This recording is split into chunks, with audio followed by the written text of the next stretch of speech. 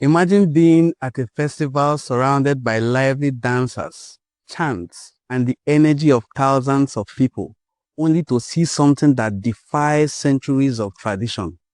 Young boys and girls laughing and taking selfies are seen flogging a masquerade, not just a performer in the costume, but a sacred Mmụọ-Ọnwụ, the spirit of death, an embodiment of the ancestors. This act, filmed during the Afia Olu festival of Nnewi, is not just a disrespect to culture, it is an abomination.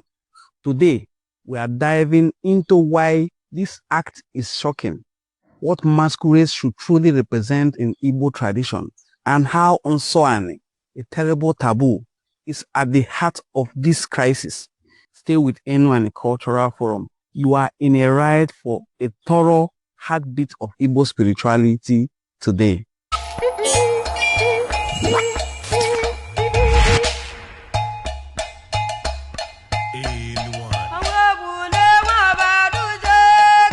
First, let's talk about masquerades, because they are not just some colorful tradition.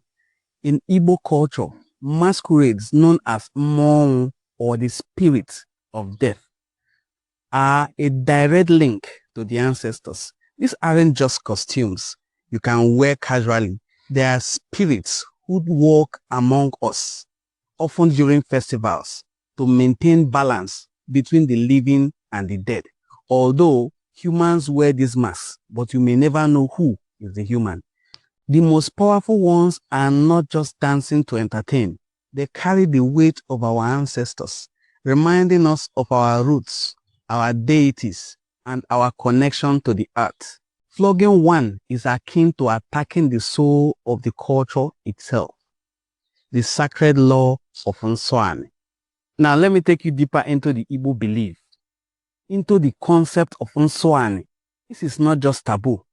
It is the spiritual law of the land, Nsọ Ani. It's the belief that if you desecrate sacred things that belong to the land, like flogging a masquerade, you bring curse, an imbalance that could directly affect your health, your home, and your community.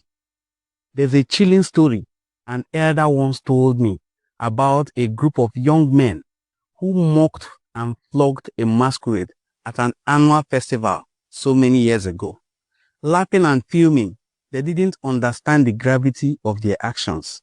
That night, the town was struck by a terrible storm, followed by a sickness and misfortune. The elders believed it wasn't just a coincidence.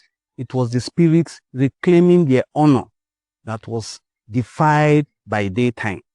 Now let's talk about the masquerades themselves. These spirits aren't just one-dimensional, and each one has a deep cultural significance.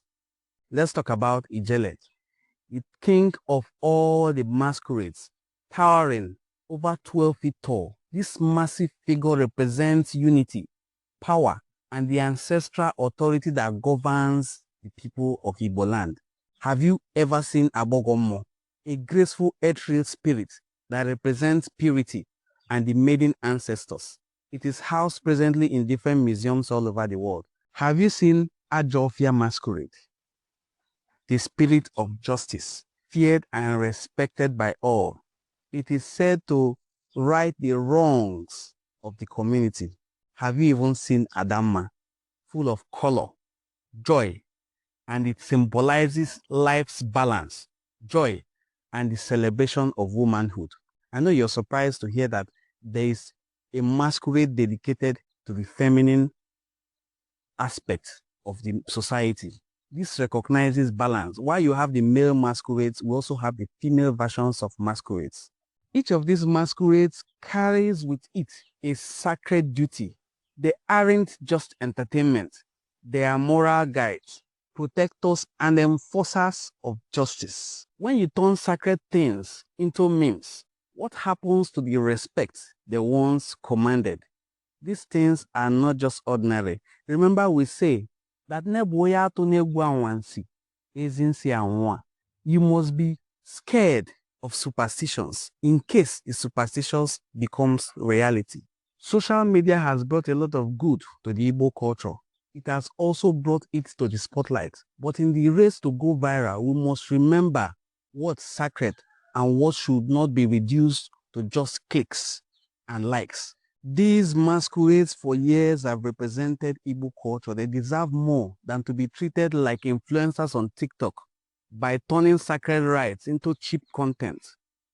We risk forgetting the very essence for which they are made and for what they represent. Let me tell you one final story. It happened many years ago during the festival of Iriji, a New Yam festival. A young boy, thinking they were untouchable, mocked a masquerade and followed it around, laughing and recording it. That night, one of the boys fell ill with a strange fever. By morning, 3 more were sick and the community was shaken. The elders met and it was said that the spirits of the ancestors had come to collect their dues. After days of rituals, offerings, and different kinds of sacrifices, the sicknesses left, but the scars remained. The community learned the hard way that no matter how modern the world gets, certain things remain sacred and should not be disrespected. So, what can we take away from all this? In a world that is fast changing and often disrespectful of tradition, an iconoclastic world, we need to hold on to what makes us who we are. Nsọ Ani teaches us that there is power in respect and in respecting sacredness of our culture and the spirits that guide us. As our brother Professor Chinua Achebe noted, that they have put a knife into what holds us together and things have fallen apart. If we wish to stay together again, we should hold on to what holds us together, our culture and our tradition. Flogging a masquerade isn't just disrespecting an old tradition. It is disrespecting the ancestors, the earth, and even ourselves. What happened in Nnewi during the Afia Olu should be a wake-up call for all of us. So what do you think? Is it time for us to protect our sacred culture and tradition, or should we let them evolve with the times? I want to hear your thoughts in the comment section. Don't forget to subscribe, like, and share our videos. This is Nsọ Ani Cultural Forum, where we promote the rich cultural heritage of the Igbo people. Thank you for watching this video to this very moment.